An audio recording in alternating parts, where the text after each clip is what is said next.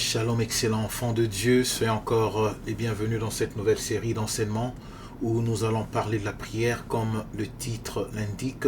Que Dieu vous bénisse, vous tous qui prenez le temps de suivre ces enseignements en ligne, que Dieu vous bénisse. Donc nous allons parler de la prière et que le Saint-Esprit puisse nous aider dans cette démarche que nous allons faire rapidement.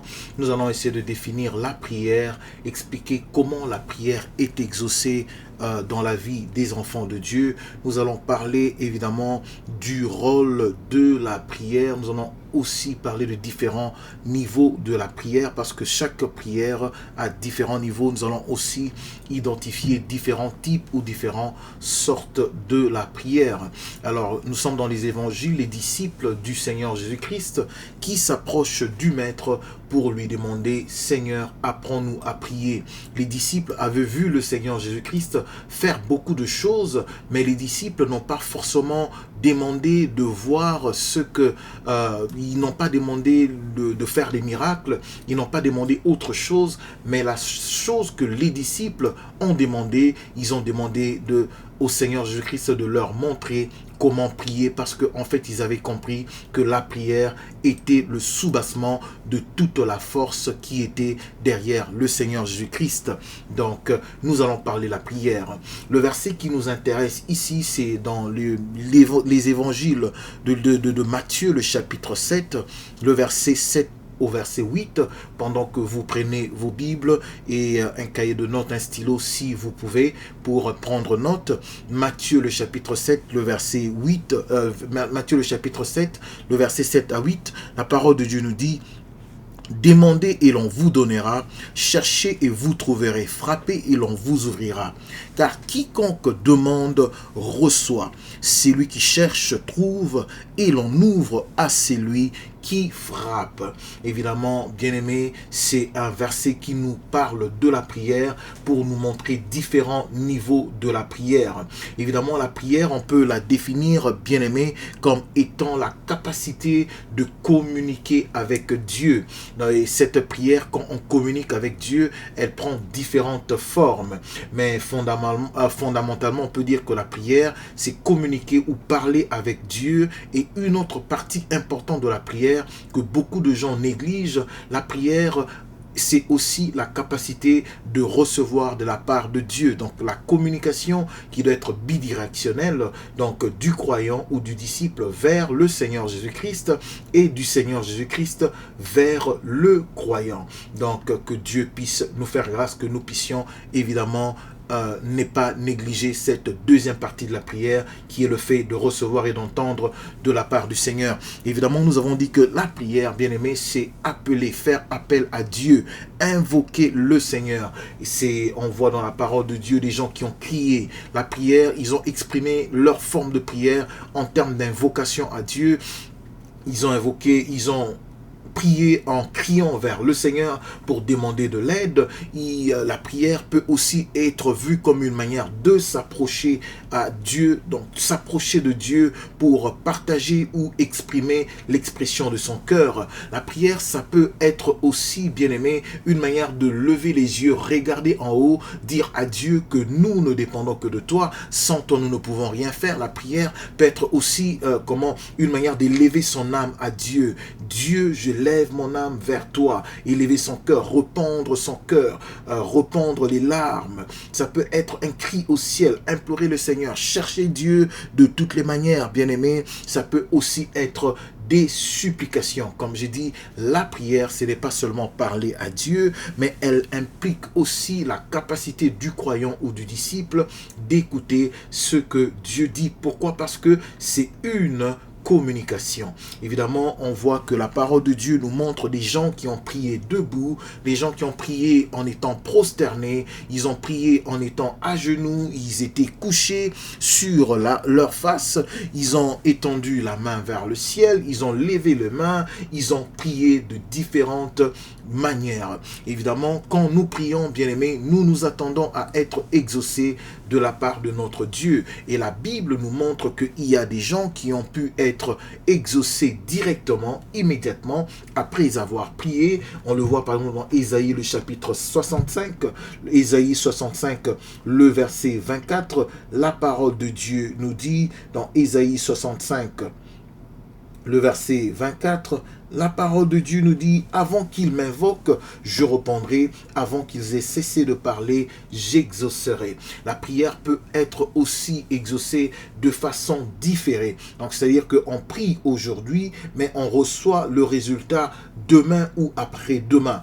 Donc, la parole de Dieu nous dit dans le 18e chapitre des évangiles de Luc, le verset 7, « Et Dieu ne fera-t-il pas justice à ses élus qui crient à lui jour et nuit, et ne tardera-t-il pas à leur égard ?» Donc on a dit que ça peut prendre un temps.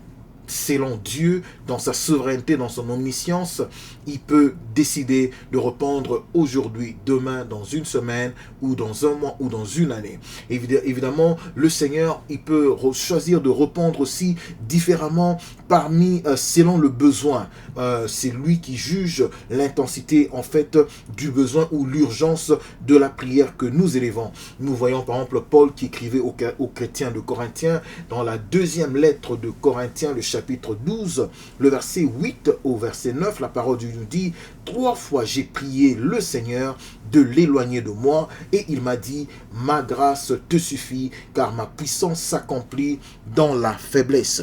Ma grâce te suffit, car ma puissance s'accomplit dans la faiblesse, afin que la puissance de Christ repose sur moi. » Donc nous avons vu que l'apôtre Paul, ici, il priait par rapport à l'écharde qu'il avait sur son corps, mais en priant, le Seigneur lui dit que ma grâce te suffit. Et le Seigneur a répondu, ou il a exaucé la prière de l'apôtre Paul à sa manière à lui, en lui disant « ma grâce te suffit ». Donc j'ai dit, le Seigneur peut répondre différemment selon nos désirs.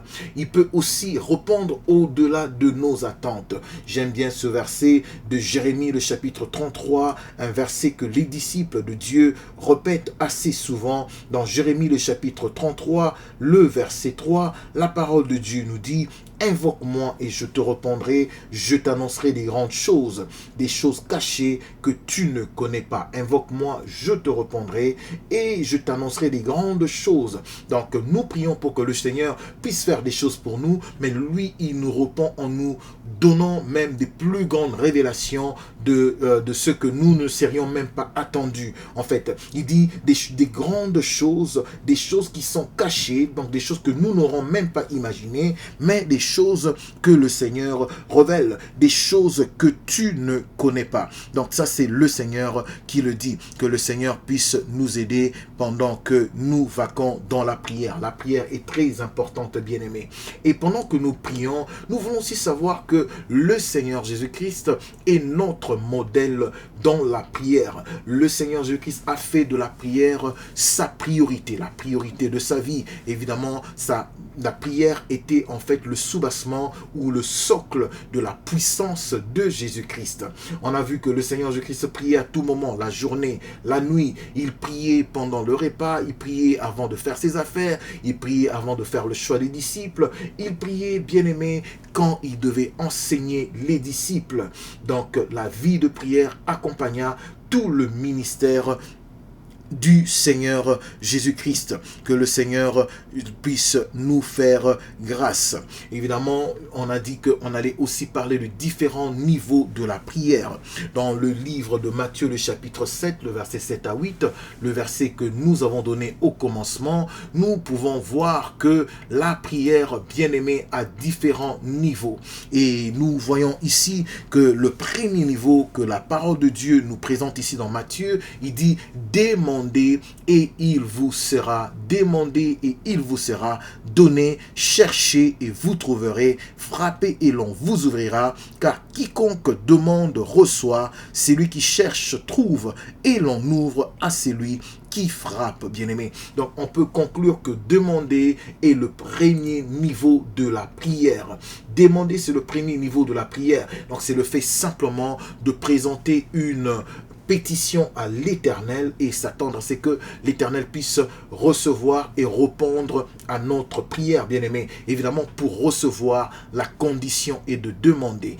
Quand tant et aussi longtemps que nous n'aurons pas demandé et que nous supposons que le Seigneur connaît tout sur ma vie, bien-aimé, on risque d'être déçu. C'est cela que nous venons par ces études montrer que, bien-aimé, pour recevoir de la part de Dieu, nous avons besoin de formuler une demande en forme de prière. N'est-ce pas que l'apôtre Jacques nous dit dans le 4e chapitre du livre de Jacques, le verset 2, il dit « Vous ne possédez pas parce que vous ne demandez pas. Vous ne possédez pas parce que vous ne demandez pas. » Donc du coup, si nous devons parler de notre deuxième niveau, bien-aimé, de la prière, on nous dit, bien-aimé, cherchez et vous trouverez. Donc le premier niveau, c'est demander. Le deuxième niveau, c'est chercher. Cela me ramène dans le premier chapitre du livre des Actes du Saint-Esprit ou les Actes des Apôtres. Nous voyons déjà au chapitre 1 jusqu'au chapitre 2 comment est-ce que les disciples, bien-aimés, avaient persévéré dans la chambre haute selon les recommandations du Seigneur Jésus-Christ parce qu'ils étaient à la recherche d'une expérience. C'était quoi cette expérience? C'était de voir, d'expérimenter la puissance du Saint-Esprit tel que décrit ou promis par le prophète Joël dans le chapitre 2 et le verset 28. La parole de Dieu nous dit que dans les derniers temps, je répandrai de mon esprit sur toute chair. Évidemment, le Seigneur a dit, je m'en vais vers le Père, je ne vous laisserai pas des orphelins et je vous enverrai le Saint-Esprit, le Paraclet. Celui-là vous conduira sur le chemin de la justice, il va vous convaincre du péché et du jugement. La parole de Dieu nous dit que les disciples ont persévéré, 120 disciples ont persévéré dans la chambre haute, bien-aimé, dans la prière. Et ça, c'est un bel exemple de la recherche. On nous dit, premier niveau, c'est demander. Le deuxième niveau, c'est chercher. Donc, rechercher de la part du Seigneur. Chercher, ça peut prendre une semaine, ça peut prendre une heure, ça peut prendre 2 jours, ça peut prendre un mois, ça peut prendre une année, ça peut prendre le temps qu'on veut, selon que le Saint-Esprit, bien-aimé, nous conduit à rechercher quelque chose que nous voulons atteindre, à recevoir ou prendre ou voir ou matérialiser de la part de notre Seigneur Dieu. Que le Seigneur puisse aider un frère, un disciple, une sœur, une personne qui croit à la puissance de la prière à rechercher une nouvelle expérience avec le Saint-Esprit, à rechercher une nouvelle dimension avec le Seigneur, à rechercher la profondeur dans les Saintes Écritures. Recherchez, cherchez et vous trouverez. Que le Seigneur puisse nous faire grâce. Et nous parlerons d'un troisième niveau de la prière. Nous parlons toujours des différents niveaux de la prière où la parole de Dieu nous dit frapper. Frapper est un niveau encore beaucoup plus profond. C'est la prière, bien-aimée, qui est persistante. Donc la prière qui persiste malgré les oppositions, malgré le temps, malgré les déceptions, malgré les opinions des gens, mais je persiste dans la prière. Et là encore, on peut voir un très bel exemple dans les évangiles, bien-aimés, de cet ami qui était allé voir un autre ami pour demander à ce qu'il puisse lui venir en aide. La parole de Dieu nous dit dans Luc le chapitre 11 à partir du verset 5 jusqu'au verset 10, il leur dit encore, si l'un de vous a un ami, qui aille le trouver au milieu de la nuit pour lui dire, ami, prête-moi 3 pains, car un de mes amis est arrivé de voyage chez moi et je n'ai rien à lui offrir. Et si de l'intérieur de sa maison, cet ami lui répond, ne m'importune pas, la porte est déjà fermée, mes enfants et moi sommes au lit, je ne puis me lever pour te donner des pains. Je vous le dis, même s'il ne se levait pas pour lui donner, parce que c'est son ami, il se leverait à cause de son importunité et lui donnerait tout ce dont il a besoin. Bien-aimé, on nous parle ici de l'importunité, Donc ici, en parlant du troisième niveau de la prière qui est de frapper, on voit la capacité de persévérer dans la prière, de continuer, malgré que le temps d'exaucement dure ou la matérialisation matérialisation, l'accomplissement des promesses n'est pas encore matérialisé, on persévère, on continue dans la prière, on parle de l'importunité, de continuer, de persévérer, de continuer à appuyer sur la pédale jusqu'à ce que nous puissions voir, bien-aimés, l'accomplissement ou la matérialisation de notre prière. Et encore un exemple concret, bien aimé, c'est dans le livre de Daniel, le chapitre 10, où on voit Daniel qui avait résolu d'entrer en prière, mais vu qu'il n'avait pas encore l'exaucement de la prière, bien aimé, il a persévéré dans la prière, il a persévéré jusqu'au 21e jour où le Seigneur a libéré son ange pour venir libérer l'ange qui devait apporter un message à Daniel. Donc nous avons parlé, bien aimé, des trois niveaux, nous avons parlé de 3 niveaux de la prière. Donc toutes les prières n'ont pas la même profondeur, bien aimé. Nous avons parlé de 3 niveaux de la prière et nous avons parlé de Jésus-Christ, notre modèle dans la prière. Donc nous allons encore continuer en parlant de différents types de prières ou différentes sortes de prières, différents types de prières. La prière, la parole de Dieu nous montre que, bien aimé, nous avons, la parole de Dieu nous dit que dans Éphésiens, dans le livre d'Éphésiens, le chapitre 6, Éphésiens 6, le verset 18, Éphésiens 6, 18, la parole de Dieu nous dit: faites en tout temps par l'Esprit toutes sortes de prières. Faites en tout temps par l'Esprit toutes sortes de prières et de supplications. Veillez à cela avec une entière persévérance et priez pour tous les saints. Bien-aimés, j'aimerais parler de différentes sortes de prières. J'aimerais premièrement parler de la prière, de la louange et de l'adoration qui est aussi une forme de prière. La parole de Dieu nous dit dans le psaume, le chapitre 100, le verset 4, « Faites entrez dans ses portes avec des louanges, dans ses parvis avec des actions de grâce. » Entrez dans ses portes avec des louanges, dans ses parvis avec des actions de grâce, des cantiques, célébrez-le, bénissez le Seigneur. L'adoration, bien-aimé, c'est un sacrifice, c'est une offrande que nous donnons à notre Dieu. L'honneur, la dévotion, l'offrande, le sacrifice que nous donnons à notre Dieu. Évidemment, cette adoration peut se révéler de différentes formes. Le Seigneur permettra, c'est que dans une autre série, que nous puissions parler réellement de l'adoration, bien-aimé. La louange peut être aussi une action de grâce, une expression de gratitude, non seulement pour ce que Dieu a fait, mais aussi pour ce que Dieu est. Je bénis le Seigneur pour ce qu'il a fait. Je bénis le Seigneur pour ses eaux faits. Je bénis le Seigneur parce qu'il m'a délivré. Donc ça peut être une forme de louange. En parlant de l'adoration, la parole de Dieu nous parle dans le livre de Jean, le chapitre 4, le verset 23 au verset 24. La parole de Dieu nous dit: « Mais l'heure vient et elle est déjà venue où les vrais adorateurs adoreront le Père en esprit et en vérité. » Adoreront en esprit et en vérité sont les deux composantes essentielles pour l'adoration. La vérité, qui est la vérité biblique, et l'esprit, qui est l'aide du Saint-Esprit. Il dit: car ce sont là les adorateurs que le Père demande. Dieu est esprit et il faut que ceux qui l'adorent, bien-aimés, puissent l'adorer en esprit. Évidemment, on ne peut pas adorer un Dieu qu'on ne connaît pas. On a besoin de la révélation de ce Dieu pour qu'on puisse l'adorer convenablement, que le Seigneur puisse nous faire grâce.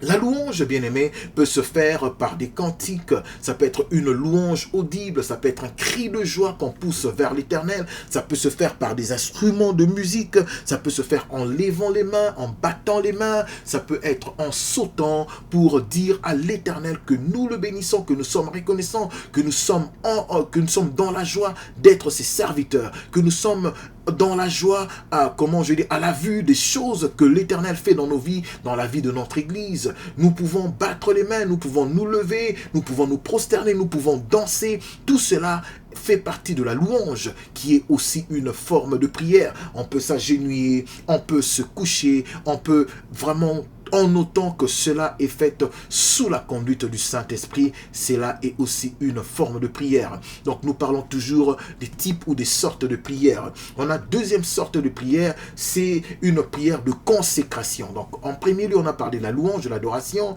qui est une forme de prière. Il y a aussi la prière de consécration ou une prière d'engagement. Donc c'est une prière où on se donne au Seigneur. C'est une prière où on s'offre au Seigneur. Donc nous prions nous-mêmes pour donner notre corps en sacrifice.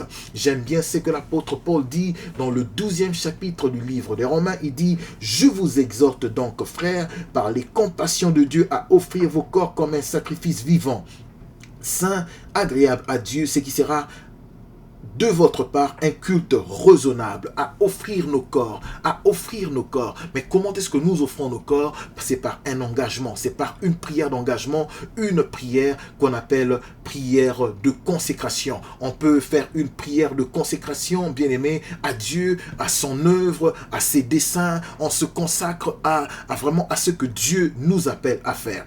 Troisième sorte de prière, bien aimé, c'est une prière de requête ou une prière de pétition, bien aimé, une prière de demande, une prière de requête, une prière de pétition. J'ai besoin de ceci, je prie pour mon fils, je prie pour ma soeur.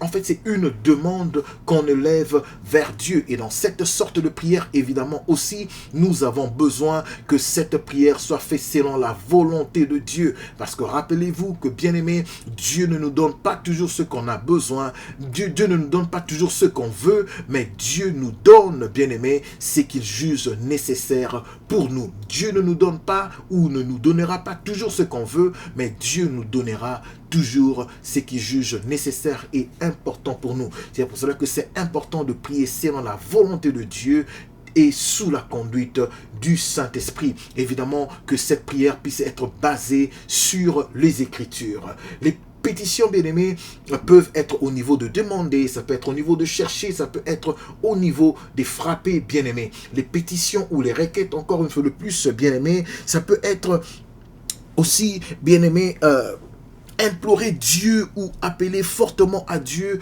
au nom d'un besoin, parce qu'il y a un besoin, il y a une maladie qui frappe, il y a une situation pressante. Évidemment, nous formons la pétition, nous formons la requête que nous présentons à Dieu. Et quatrième sorte de prière que j'aimerais parler avec vous, c'est la confession ou la repentance, la prière de confession ou de repentance. La parole de Dieu nous dit: si nous confessons nos péchés, il est fidèle et juste pour nous les pardonner, pour nous purifier de toute iniquité. La prière de confession, bien-aimé, c'est le fait de se repentir et de demander pardon à Dieu pour ses péchés. Ça me rappelle dans Néhémie le chapitre 9, Exode le chapitre 9, bien-aimé, où le peuple de Dieu s'est réuni par rapport à la convocation du Seigneur qu'il a donnée sur ses serviteurs Esdras, Néhémie, pour qu'ils puissent se repentir de leurs péchés. Ça me rappelle aussi Daniel qui a aussi fait une prière de repentance, bien-aimé, en faveur de son peuple. Donc nous avons parlé de cette quatrième forme de prière qui est la prière de repentance ou la prière de confession. Et la cinquième forme de prière et la dernière que j'ai répertoriée, c'est la prière, bien-aimé, de l'intercession. L'intercession est la prière faite pour les autres. L'intercession, bien-aimé, est une personne qui prend la place d'un autre. L'intercession, c'est la prière faite pour plaider en faveur d'une cause, en faveur d'une personne, en faveur d'un peuple, d'une église, d'un pasteur, en faveur d'un fils qui est malade, en faveur d'une femme qui est malade. Intercéder, bien-aimé, et la prière faite sur et la prière faite en faveur des autres. Que le Seigneur puisse nous aider, bien-aimés, que nous puissions être des hommes et des femmes qui prient, bien-aimés. Israël n'avait pas suffisamment prié, bien-aimés, pour le roi Saül qui avait accédé au trône de gloire. Et vous savez ce qui est arrivé à Saül. Saül s'était égaré. Israël n'avait pas suffisamment prié, bien-aimés, pour le roi David qui avait accédé au trône. Et vous savez ce qui est arrivé. David a été piégé à plusieurs reprises dans l'immoralité. Nous avons besoin de prier. Nous avons besoin de vaquer en tant que peuple de Dieu dans la prière, bien-aimée. Les grands réveils, l'histoire nous montre que les grands réveils ont commencer, bien-aimé, dans le cœur des hommes et des femmes, d'un petit nombre des hommes et des femmes qui avaient à cœur de prier, bien-aimé, de prier. La prière qui était suscitée par le Saint-Esprit dans le cœur des gens, des hommes et des femmes qui se sont mis à part pour implorer le Seigneur, pour voir le changement, un réveil dans une église, un réveil dans une époque donnée, un réveil dans une région, dans une ville donnée, un réveil dans une église, bien-aimé. C'est possible que le Seigneur puisse, bien-aimé, susciter dans ce temps de la fin des hommes et des femmes qui peuvent prier, car nul ne peut résister, bien-aimé, à une femme qui sait prier.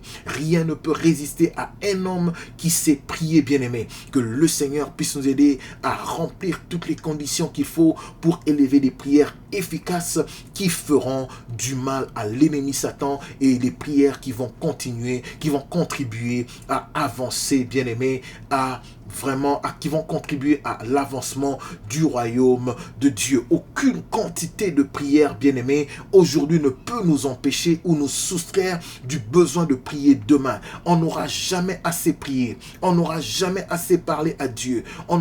Personne ne peut, bien-aimé, être rassasié, bien-aimé, d'avoir été dans la présence de Dieu. Bien-aimé, quand on est dans la présence de Dieu, on veut demeurer, on veut rester,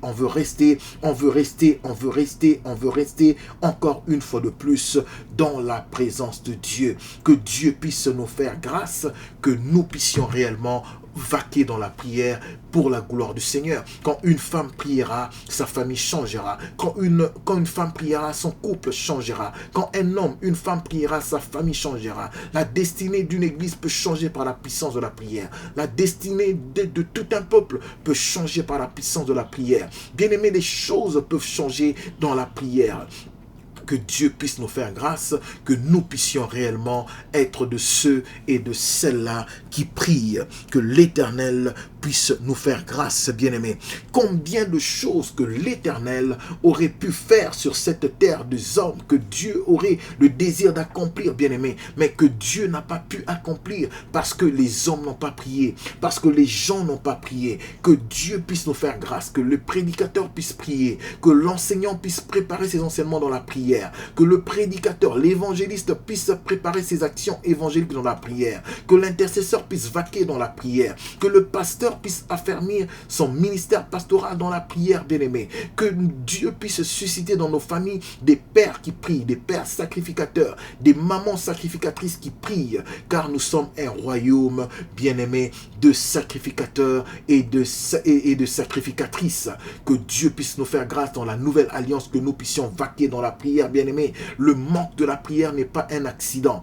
Toute personne qui manque à la prière, bien-aimé, devrait en fait demander au Seigneur la grâce de vaquer et de vaquer encore et encore dans la prière afin d'investir, bien-aimé, son temps dans les bonnes choses. La bonne part, c'est d'investir son temps dans la présence du Seigneur, bien-aimé. Le Saint-Esprit ne demeure pas dans une vie, dans une âme qui ne prie pas. Le Saint-Esprit ne demeure pas dans la vie d'un homme qui ne prie pas, dans la vie d'une femme qui ne prie pas. Bien-aimé, nous avons besoin de demeurer dans la prière pour que le Saint-Esprit puisse faire son œuvre, l'œuvre pour laquelle il a été envoyé dans notre vie par le Seigneur Jésus-Christ. Que Dieu puisse vous bénir. Merci de nous avoir suivis. C'était votre serviteur, le pasteur Aimé.